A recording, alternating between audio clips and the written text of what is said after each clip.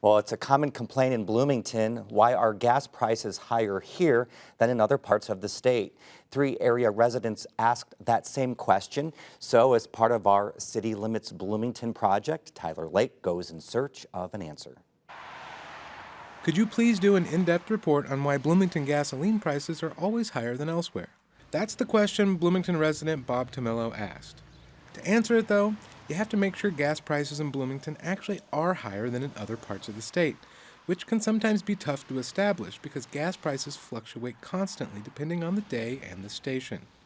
A quick look at gas prices on GasBuddy.com this week shows prices in Bloomington hovering close to the average for the state, around $2.86 a gallon. But that's just one snapshot at one moment in time.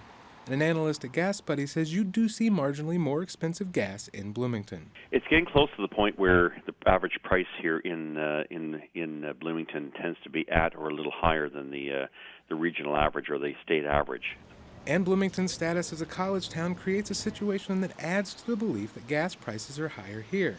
College towns have their own gas price rhythms. Spring break is a time Bloomington could see price hikes ahead of students leaving town. But when an agricultural economist looks at the data, he doesn't see Bloomington as a major outlier compared to prices in the state.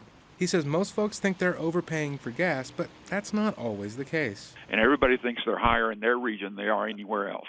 And it's not true. But gas prices are often driven by consumers based on what they're willing to pay. McTegg says costs for operators can vary, and they make the final call. He says the price of gas for gas stations this week was around $2.60 a gallon.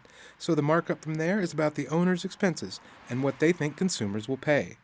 And real estate costs play into the math operators must do to set pump prices. Property is in higher demand in Bloomington and more expensive. That could translate to higher markups for owners to be able to recoup their expenses and still turn a profit. McTegg says the relative consistency of prices across Bloomington indicates a healthy market. We may be in a bit of a sweet spot.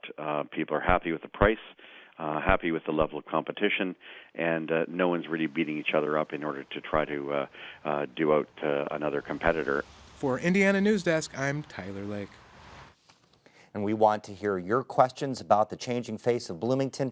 You can join the conversation by going to WTIU.org/citylimits to ask your questions about the past, present, and future of the city of Bloomington.